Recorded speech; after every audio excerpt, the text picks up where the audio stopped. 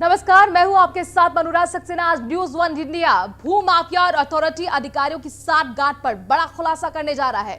कैसे अथॉरिटी के अधिकारियों की शह पर मिली भगत के साथ आम आदमी के खून पसीने की गाड़ी कमाई डकारी जा रही है। कैसे बिल्डर्स अपने स्वार्थ के लिए सरकारी जमीन कब्जा करके मौत की इमारतें खड़ी कर रहे हैं। तो चलिए शुरुआत करते हैं न्यूज वन इंडिया की खास पेशकश और बड़ा खुलासा ऑपरेशन माफिया की। तो न्यूज वन इंडिया पर ऑपरेशन माफिया का सबसे बड़ा खुलासा आज हम करने जा रहे हैं। अथॉरिटी की जमीन पर अवैध निर्माण के भू माफिया बेनकाब होंगे। अथॉरिटी के भी विभीषण आज बेनकाब होंगे। अथॉरिटी के सबसे बड़े गड़बड़ झाले का पर्दाफाश आज न्यूज वन इंडिया करने जा रहा है। यूपी सरकार की कड़ी फटकार के बाद भी अथॉरिटी के अधिकारी नहीं सुधर रहे हैं। सरकारी जमीन पर कब्जा कर मौत की बड़ी बड़ी इमारतें बना रहे हैं ये बिल्डर्स, और ऐसे बिल्डर्स पर अथॉरिटी मेहरबान है। जाहिर तौर पर हैरानी की बात यह, लेकिन सच यही है, अथॉरिटी की जमीन पर अधिकारियों की मिलीभगत से बिल्डर्स का बड़ा गड़बड़ झाला सामने आया है। धारा 10 एक्ट अधिनियम के कई बार नोटिस देने के बाद भी दबंग बिल्डर्स बेखौफ शाहबेरी में हादसे के बाद भी बिल्डिंग बना रहे हैं। अथॉरिटी की जमीन पर ये मौत की इमारतें खड़ी की जा रही हैं। घर देने के नाम पर 6 मंजिला मौत की इमारत बनाकर लोगों से जीवन की उनकी जो जमा पूंजी है वो डकारी जा रही है। न्यूज वन इंडिया के खुलासे से अथॉरिटी के अधिकारी भी बेनकाब होने जा रहे हैं।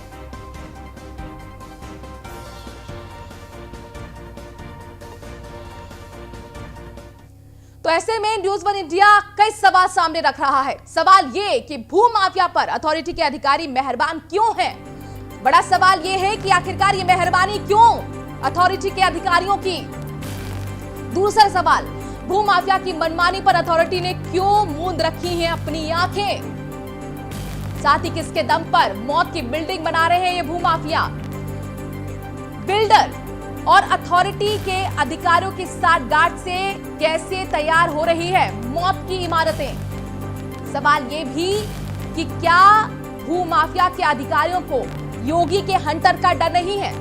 सरकार सख्त है, लेकिन ये सख्ती अधिकारियों के अंदर नहीं दिखती है। और ऐसे में सवाल यही कि हाईटेक सिटी के नाम पर जनता के खून पसीने की गाड़ी कमाई क्यों डकारी जा रही है?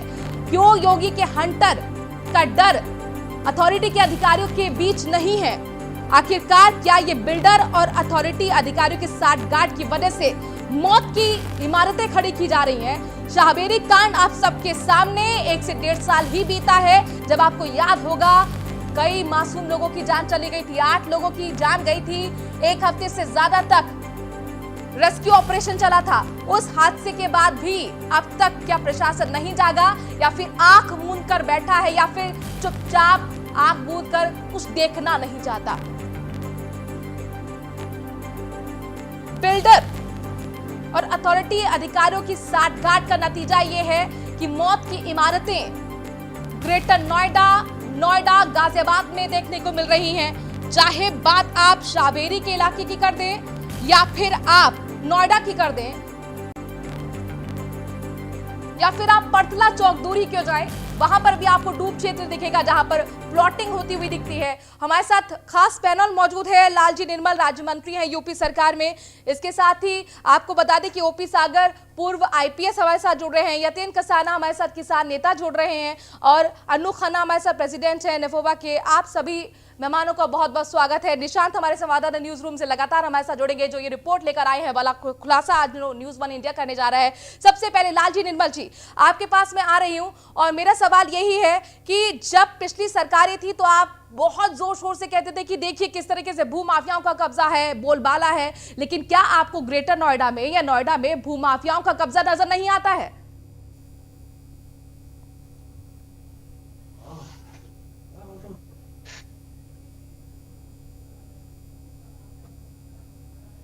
निर्मल जी, आपको ऑडियो मिल रहा है?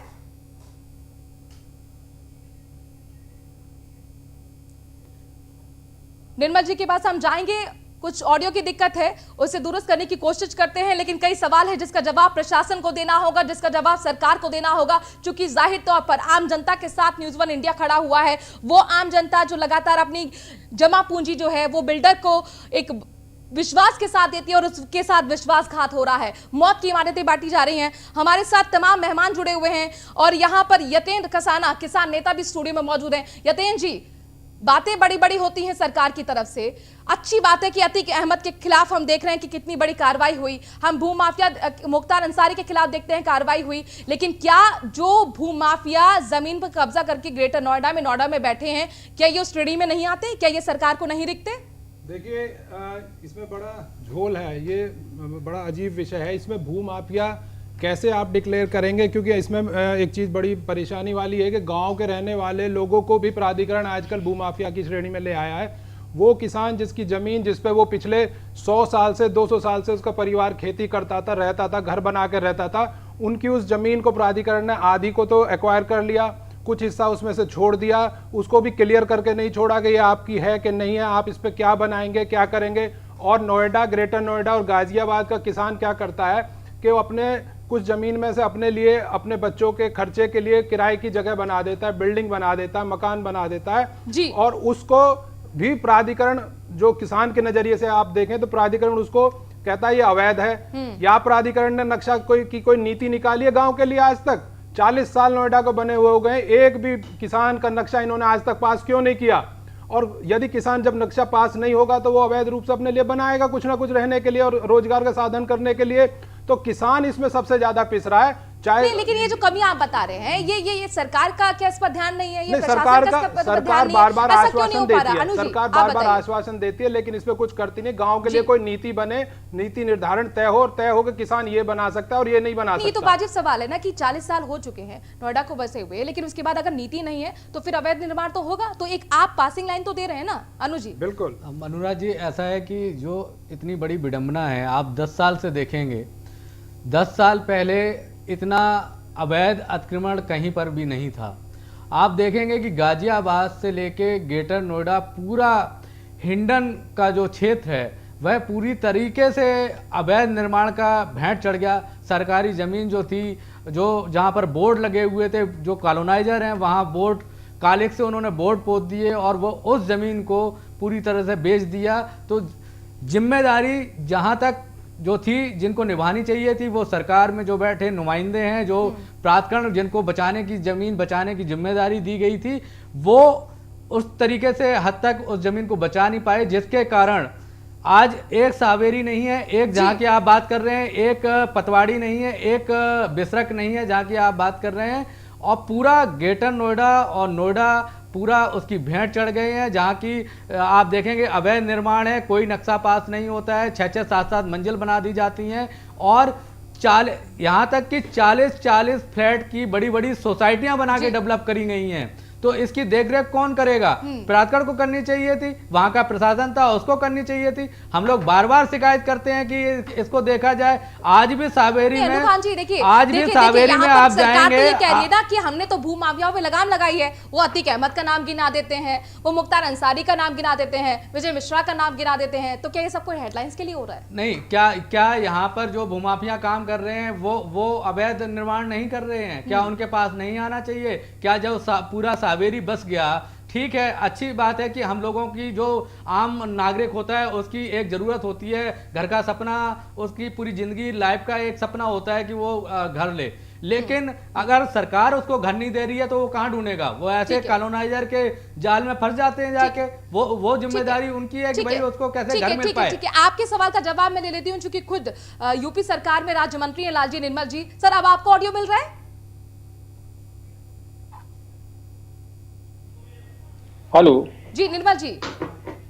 जी बताइए। जी सर, सवाल यही है कि ग्रेटर नोएडा पे भूमाफियाओं का कब्जा है। क्या ये सरकार को नजर नहीं आ रहा? क्या ये भूमाफिया की श्रेणी में नहीं आते? ये सिर्फ अतीक अहमद आपको दिख रहे हैं, मुख्तार अंसारी दिख रहे हैं। सर, हम उसकी प्रशंसा कर रहे हैं, आपको ये लोग दिख रहे हैं, उनके खिलाफ कार्रवाई हो रही है, लेकिन ये भूमाफिया तो बहुत खतरनाक भूमाफिया है, बल्कि अतीक अहमद से बड़े हैं। क्योंकि अगर इमारत गिरी तो सर शाबेरी जैसा हादसा होगा, मासूम लोगों की जान जाएगी। देखिए, जितने भी भू माफिया हैं उत्तर प्रदेश में, सबको चिन्हित किया जा रहा है। आपने जिस मामले को इंगित किया है उस पे भी सरकार की नज़र है और शीघ्र ही सभी लोगों के खिलाफ कार्रवाई की जाएगी। लाल जी, आप मुझे बता दीजिए कि ग्रेटर नोएडा में किस भूमाफिया के खिलाफ, किस बिल्डर के खिलाफ आपने कार्रवाई की। मैं आपको जगह बता देती हूँ सर, शाहबेरी में प्लॉटिंग हो रही है और परतला चौक से अगर आप गुजरे तो दोनों क्षेत्र डूब क्षेत्र है, दोनों साइड में वहां पर प्लॉटिंग हो रही है, वो फ्री होल्ड जमीन है। इसके साथ ही नोएडा का सोनपुरा है, वहां पर भी प्लॉटिंग हो रही है। तो ये बताइए कार्रवाई कहाँ हुई है? नहीं, अभी सब आपने कहा है, सब संज्ञान में आ रहा है। इन सब को चिन्हित करके कार्रवाई की जाएगी। अगर अवैध निर्माण हो रहे हैं तो उसे ध्वस्त किया जाएगा। मंत्री जी, 2 साल हो गए, सावेरी की बिल्डिंग गिरी थी, 9 लोगों की मृत्यु हो गई थी, वहां पर दब के मर गए थे।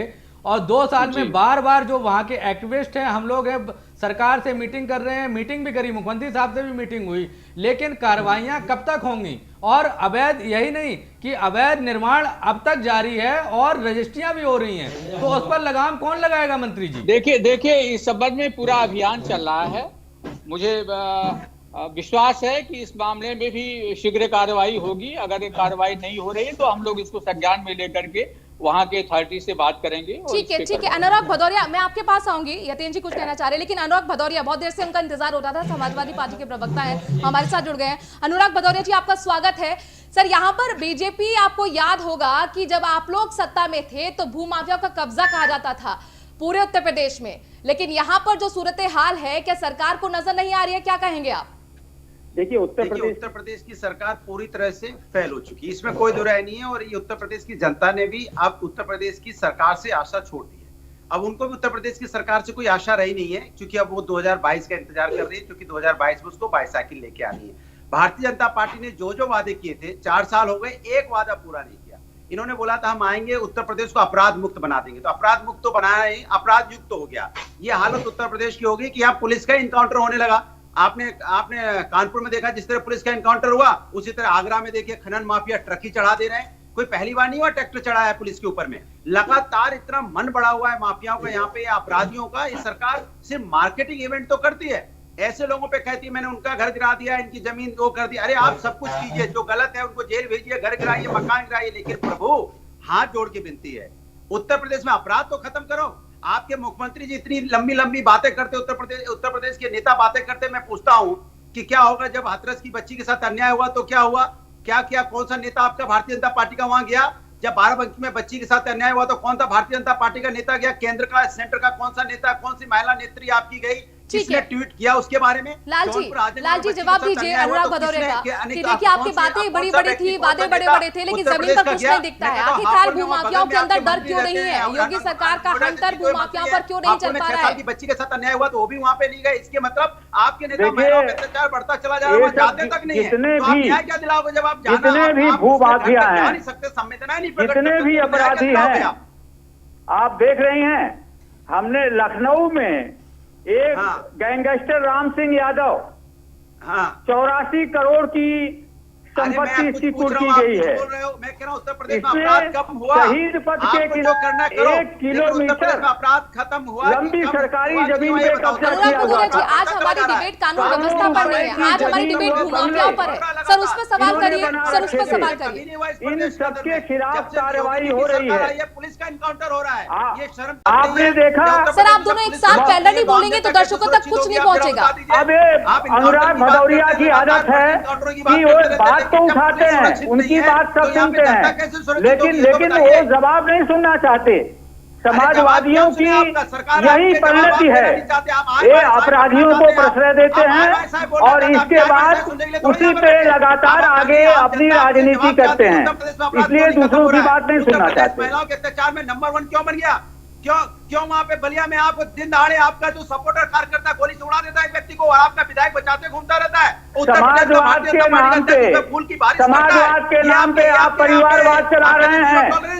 आपके संगठन में ऊपर से नीचे तक एक ही परिवार के लोग बैठे हुए हैं। आप विपक्षी पार्टी की तरफ से नेता है, मैं समझ सकती हूँ आपके पास बहुत सारे सवाल है, लेकिन एक सवाल के साथ सवालों की झड़ी लगा देंगे तो सर ये मुमकिन नहीं है उनके लिए भी जवाब देना। एक एक करके सवाल रखिए। सर अनुराग जी आपसे रिक्वेस्ट है, सर कानून व्यवस्था आज हमारे डिबेट का हिस्सा नहीं है, उस पर हम लगातार डिबेट करते रहते हैं, आज भूमाफिया, सर वो भूमाफिया जो बिल्डर्स के रूप में आम लोगों की गाड़ी कमाई सर डकार रहे हैं, मौत की इमारतें खड़ी कर रहे हैं। लाल जी मेरा आपसे सवाल है, लाल जी मेरा आपसे सवाल है, आप शाहबेरी गए हैं?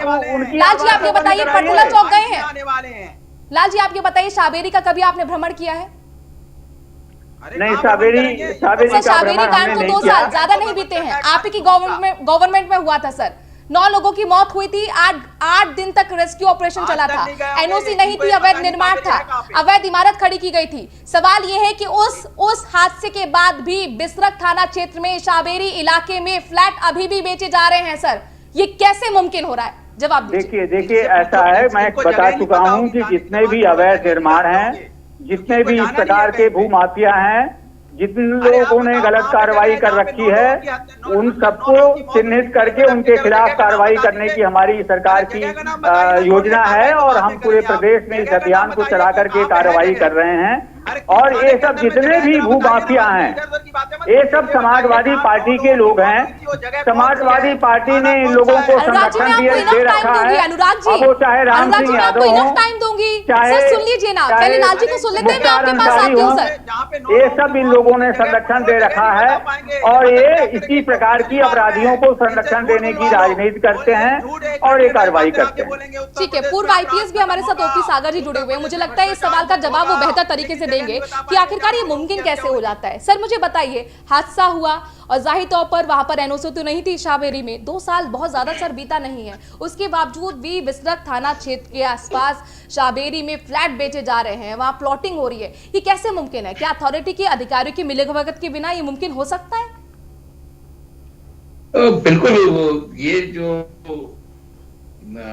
अथॉरिटीज है, चाहे वो डिस्ट्रिक्ट मजिस्ट्रेट बोलिए या जीडीए है, ये जो भी कंसर्निंग अथॉरिटीज हैं, ये आग मूंद के क्यों बैठी हुई हैं? ये शाहबेरी में बाकी और जो बिल्डिंग्स थी उनको सील किया गया, सील करने के बाद में कोर्ट तक भी लोग गए, लेकिन कोर्ट जाने के बावजूद भी उन्हें कोई रिलीफ नहीं मिला। वहां पर बहुत लोग धरने पे बैठे रहे और उसके बाद फिर बिल्डर्स ने अपना बेचना शुरू कर दिया। बिल्डर्स के खिलाफ कार्रवाई नहीं हुई और जो बिल्डिंग्स वहां पे बनी हुई है उनकी जानकारी नहीं की गई। जानकारी न करने की वजह से बाकी लोग सोच रहे हैं हम बचे हुए हैं, इसलिए हम अपना काम जारी रखें, वो अपना बेच रहे हैं। इसी प्रकार से और जगह भी जहां सरकारी जमीनों पे है, बिना नक्शे के बिल्डिंग्स बनाई गई हैं, जहां पर जो है इस तरीके का अथॉरिटीज से मिल के जुल के और चोरी छिपे बना लिए गए। इतनी बड़ी बड़ी बिल्डिंग चोरी छिपे नहीं बन सकती। जिस दिन पहली ईंट रखी जाती है उसी दिन पता चल जाता है, वहां का जो फील्ड का जेई वेई है सब जाके अपना जानकारी कर लेते हैं और जो भी उनकी सेटिंग रहती है उसके हिसाब से वहां पे निर्माण कार्य जारी रहता है। ये जो कॉकस है, ये जो बना गया है, इसको खत्म करना पड़ेगा और उसके लिए देखिए नियम है, मैं आपको बता रहा हूँ, बहुत ही स्पष्ट। सरकारी जमीन पे चाहे ग्राम पंचायत की हो चाहे कोई भी जमीन हो, यहाँ तक कि नगर क्षेत्र में तो खास तौर से नगर क्षेत्र में तो म्युनिसिपल कॉर्पोरेशन क्षेत्र में एसओ को जिम्मेदारी दी गई है, एक्ट में जिम्मेदारी दी गई है कि अगर वहां पर कोई अतिक्रमण होता है तो उस जो है एसओ को लायबल है, वहां पे क्रिमिनल केस एसओ के खिलाफ भी लग जाएगा। लाल जी, जब कानून है, नियम है, सब कुछ है, तो फिर आखिरकार अवैध निर्माण कैसे पॉसिबल हो पा रहा है सर? ये जवाब दे दीजिए।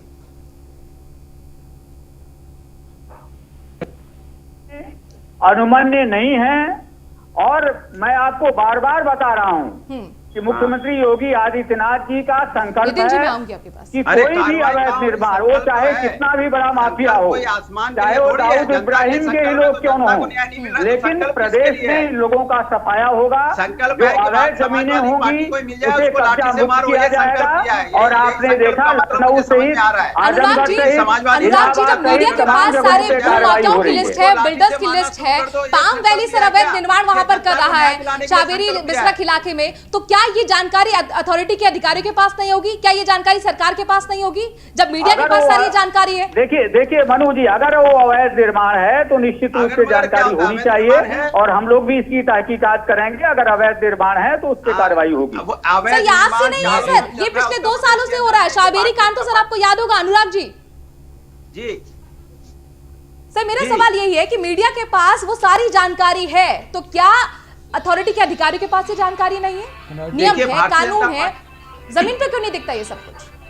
इसलिए नहीं दिखता क्योंकि भारतीय जनता पार्टी को कार्रवाई करनी नहीं है। ये सब साठगांठ से करते हैं, इनको कार्रवाई सिर्फ उन पे करनी है। समाजवादी का कार्यकर्ता अगर गाड़ी पे जा रहा है, उसमें समाजवादी झंडा लगाए, रोको रोको रोको रोको रोको, भाई क्या भैया, हम समाजवादी कार्यकर्ता लाठी निकालो, मारो इनको, समाजवादी कार्यकर्ता है। दूसरा बीजेपी वाला, हाँ जाओ जाओ जाओ, क्या करते हो, हम गुंडई करते, जाओ जाओ गुंडई करो, जाओ जाओ निकल जाओ, जल्दी निकल जाओ।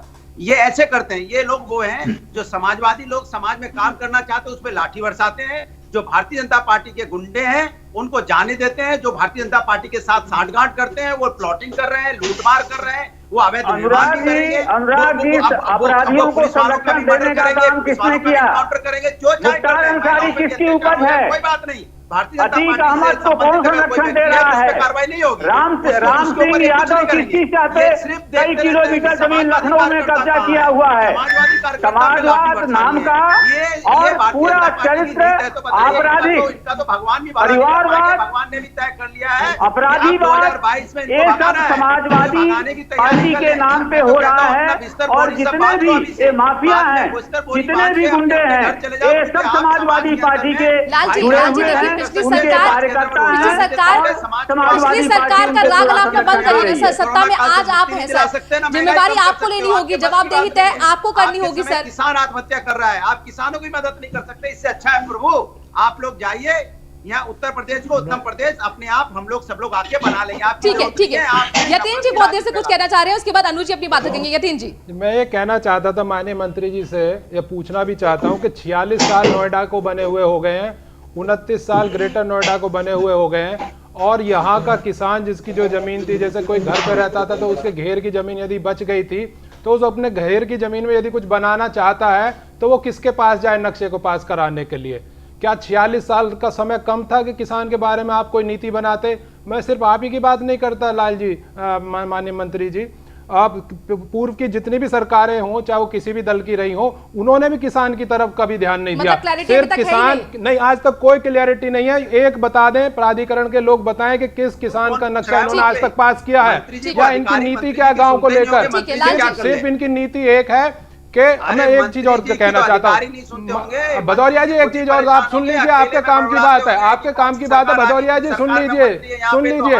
आप ये बताइए, चाहे आपकी सरकार थी चाहे वर्तमान सरकार है, 6% आबादी की जमीन, अगर आप चाहेंगे कि पूरी डिबेट को आप हाईजैक करें तो सर मुमकिन नहीं है। 6% जमीन, सारे पैनलिस्ट के पास सर बारी बारी के साथ जाना होगा, आपको भी भरपूर सर मैं मौका दूंगी, पहले सुन लेते हैं। भदौरिया जी, आपके काम की बात है, 6% आबादी के का शासन आदेश हुआ कि किसान जिसकी जमीन अधिग्रहित हुई उसको 6% जमीन दी जाएगी बदले में वापस लीज बैक करके।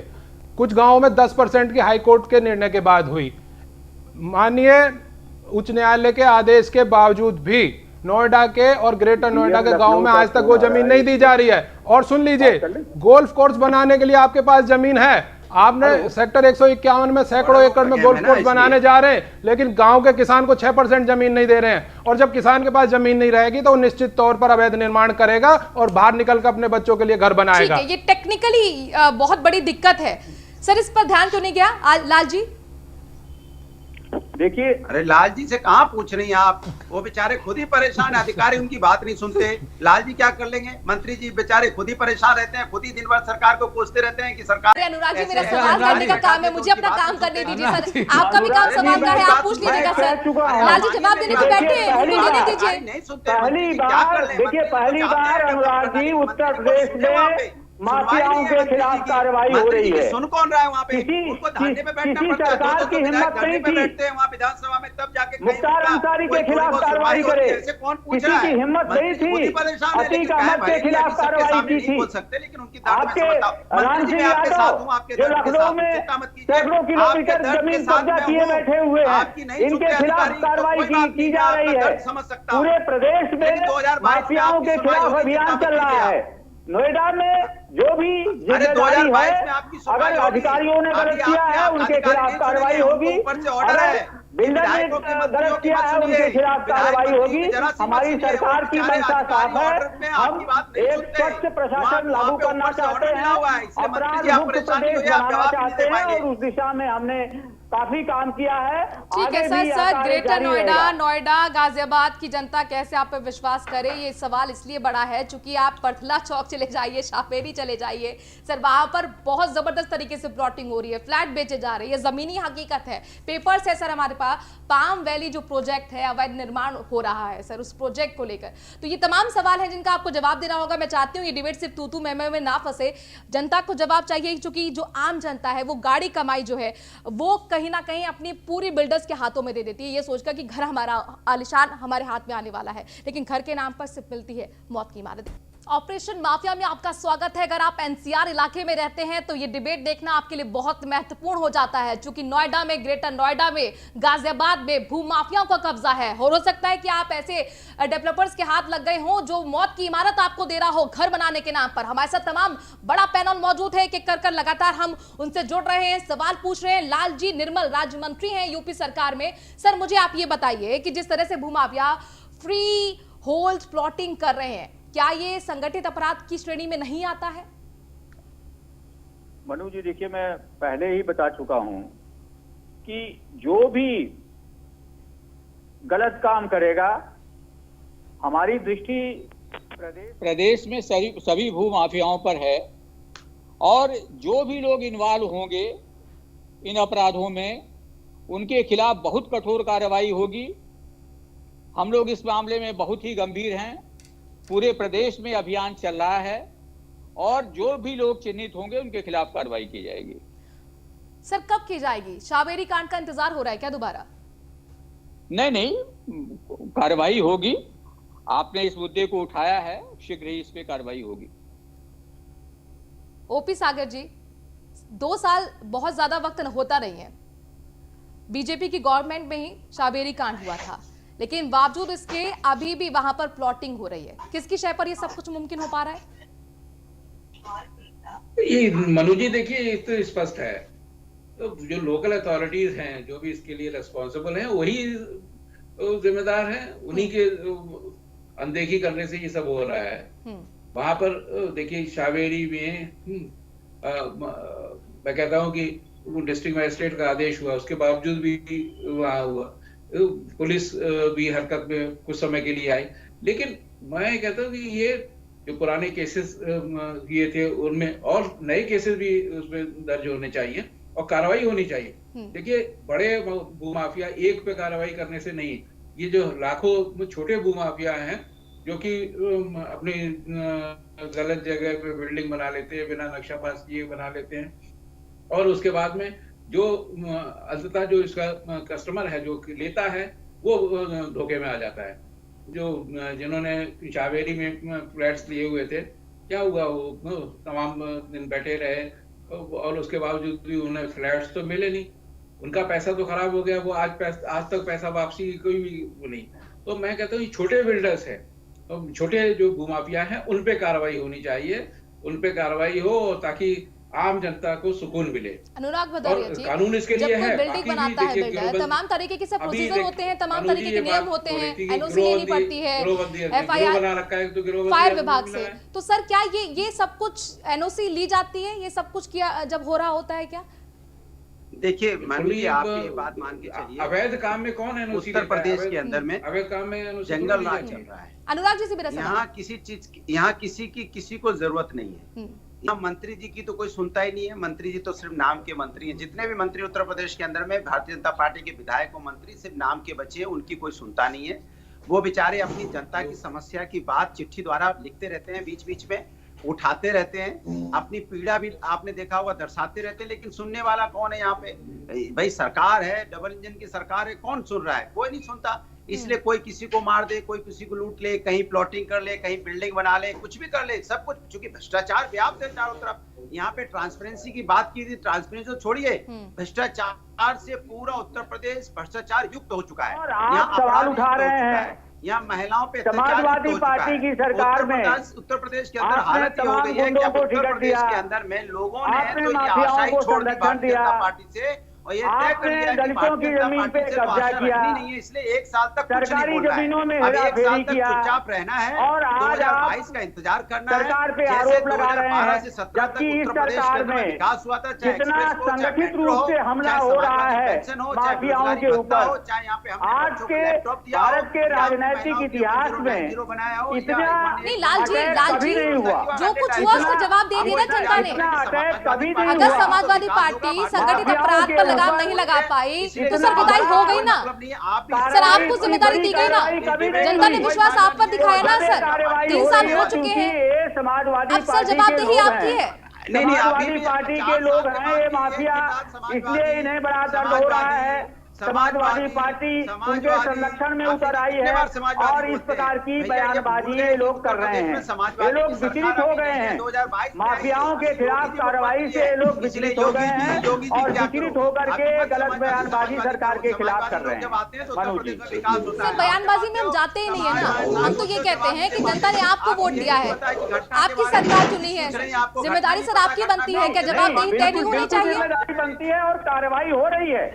अरे जितने भी लोग इसमें इन्वॉल्व हो हैं उनके खिलाफ कार्रवाई होगी। अगर उन्होंने बिना नक्शा पारित करवाए अपना भवन बनाया है तो आप देखिए ना। सर किस किस भूमाफिया का नाम ले लूं सर? पाम वैली प्रोजेक्ट है सर, पाम वैली प्रोजेक्ट है सर, इनकी कार्रवाई है, पाम आशियाना प्रोजेक्ट है सर, जो घटनाएं घटती रहती हैं और एक कार्रवाई के नाम पे अपने लिपापोती करते रहते हैं। देखिए जो भी मामले पाए जा रहे हैं उन सब में कार्रवाई हो रही, चाहे बड़ा भूमाफिया हो, पाई क्यों जा रहे हैं, चाहे छोटा भूमाफिया हो, उत्तर प्रदेश में क्यों पाए जा रहे हैं? बचेगा। उत्तर प्रदेश जो में भी क्यों इस इलीगल तरह का कार्रवाई जिन लोगों ने किया है, गलत निर्माण किया है, वो चाहे बड़े हो चाहे छोटे हो, उन सबके खिलाफ कार्रवाई होगी। क्यों जा रहे हैं, यही तो सवाल है जिसका जवाब आप नहीं दे पा रहे हो। मामले क्यों पाए जा रहे हैं, क्यों ऐसे मामले हो रहे हैं उत्तर प्रदेश के अंदर में? हर तरफ जिधर देखो आप भ्रष्टाचार में तो नंबर 1 होता चला जा रहा है धीरे धीरे, महिलाओं के अत्याचार में भी धीरे धीरे नंबर 1 है, धीरे धीरे देखो आप यहाँ पे चोरी डकैती हत्या लूट मार अनुराग जी जितनी कार्रवाई सरकार में हो रही है राजी तो चला रहे हैं, उतनी कार्रवाई कभी नहीं हुई। क्या धीरे और धीरे हो रहा है? इसी से आप लोग विचलित हो।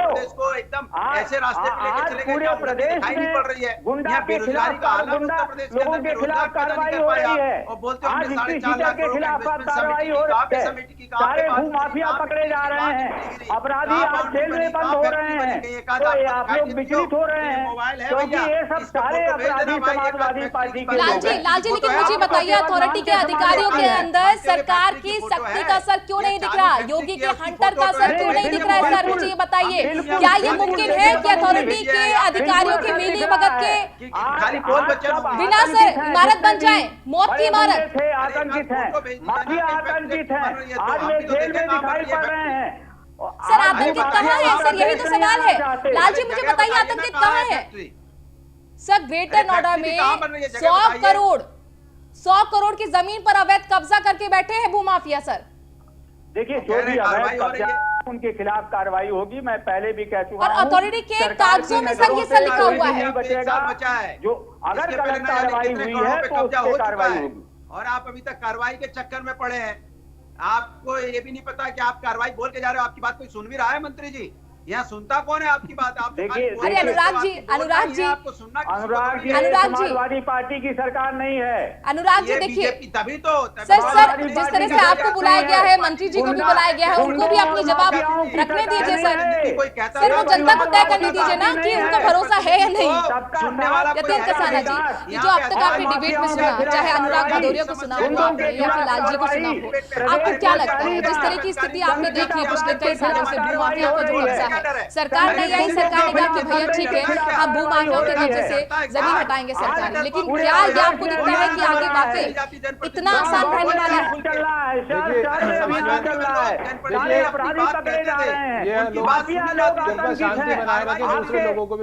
लाल जी मैं आपके पास आऊंगी। अनुराग जी शांत हो जाइए सर। अनुराग जी, यतीन जी देखिए इसमें एक बड़ी समस्या ये है कि प्राधिकरण ने ईमानदारी से काम नहीं किया।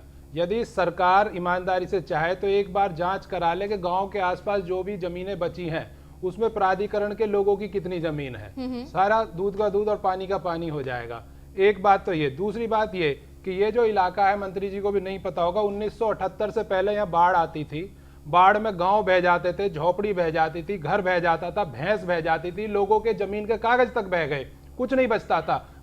यमुना और हिंडन नदी आपस में मिल जाती थी। 1978 में जब बांध लगा तब उसके बाद बाढ़ आनी बंद हुई, तब यहाँ पर कुछ लोग काम करने की स्थिति में हुए और यहाँ प्राधिकरणों का निर्माण हुआ जी।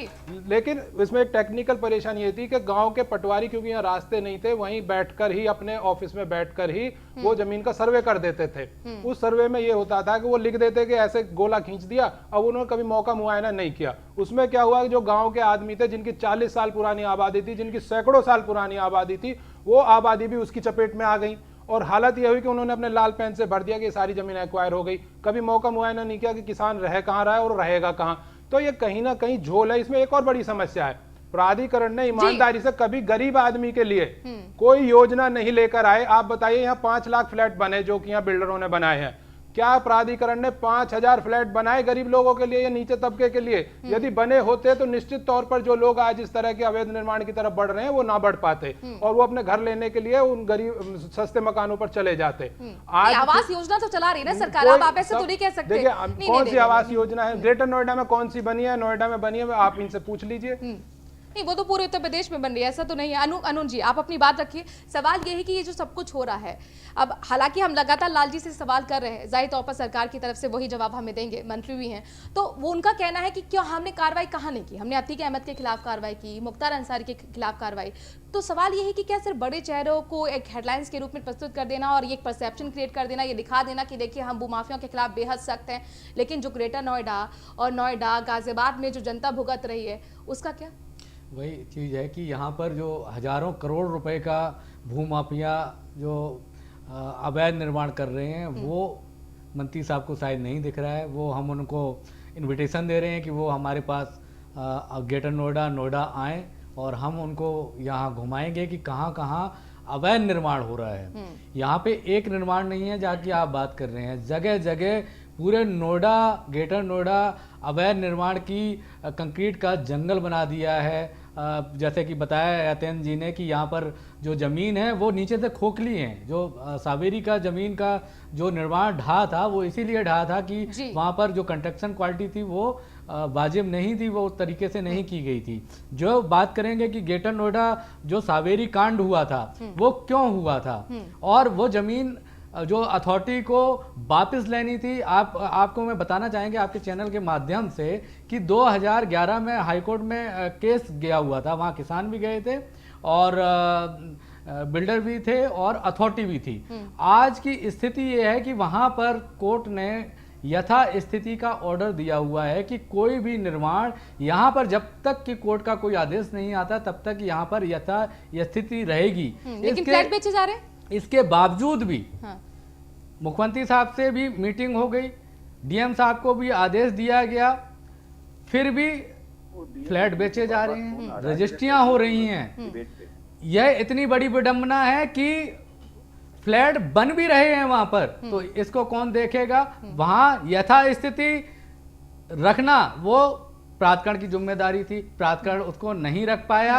वो आज भी नकेल नहीं कस पाया जो बिल्डर हैं और भूमाफिया हैं जिसके तहत वो फ्लैट बेचे जा रहे हैं और लोग खरीद रहे हैं, उस जाल में फंस रहे हैं। इसमें एक नेक्सस है जो बिल्डर, बैंक और ये प्राधिकरण तीनों मिलकर जो भोले वाले जो फ्लैट ओनर्स हैं जो चाहते हैं कि जिंदगी में हमारा घर का सपना हो, उन सपनों पर वो डाका डाल रहे हैं। कौन तोड़ेगा? जो बैंकर्स का, अथॉरिटी का और डेवलपर्स का है।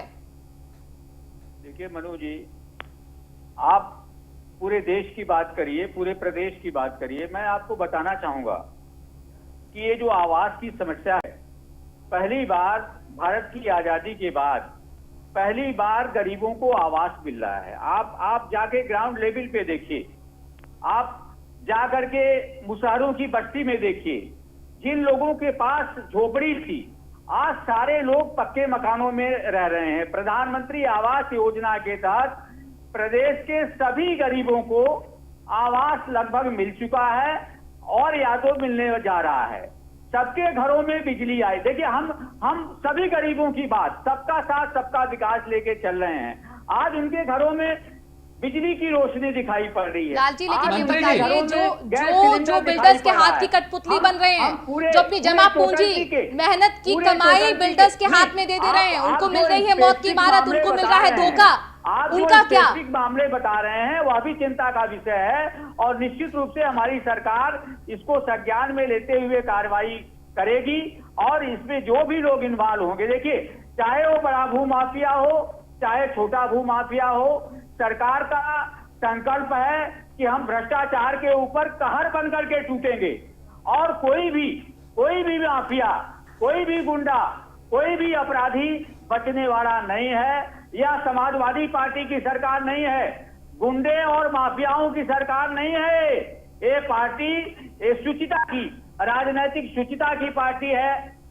ईमानदारी से, बहुत ही गहन ईमानदारी के साथ सर मैं कई जगह आपको गिना देती हूँ ना, नोएडा का सोनपुरा में सर प्लॉटिंग हो रही है। सर सुन लीजिए ना, पूरे शावेरी में सब फ्लैट बेचे जा रहे हैं, जहां पर कोर्ट ने भी कहा था कि यथास्थिति बनानी चाहिए। इतना बड़ा हादसा सर 2 साल ही बीता है, वहां पर प्लॉटिंग हो रही है। बिस्रख में सर, जो ग्रेटर नोएडा का सेक्टर 1 है सर, बिस्रख में वहां पर पाम प्रोजेक्ट बन रहा है सर, लेकर के कार्रवाई होगी। कब तक होगी सर, क्या उम्मीद करें? नहीं, आपने इस मामले को उठाया है, अभी ये पूरा देश देख रहा है, निश्चित रूप से इस पर शीघ्र कार्रवाई की। मंत्री जी, हम तो 10 साल लेकिन से देखिए हम उठा रहे अथॉरिटी हैं के मामले अधिकारियों को। को फोन करते हैं तो वो फोन नहीं उठाते हैं, हम डीएम को फोन करते हैं तो वो नहीं उठाते हैं। बिना नक्शा पास करे सर कैसे इमारत बन सकती है? सवाल यही है। इस पे कार्रवाई की जाएगी। मंत्री जी, हम तो 10 साल से आवाज उठा रहे हैं, 10 साल से कार्रवाई नहीं हुई, सरकारें आती गई जाती गई, लेकिन आज भी वहां पर अवैध निर्माण हो रहा है। वो कैसे हो रहा है मंत्री जी?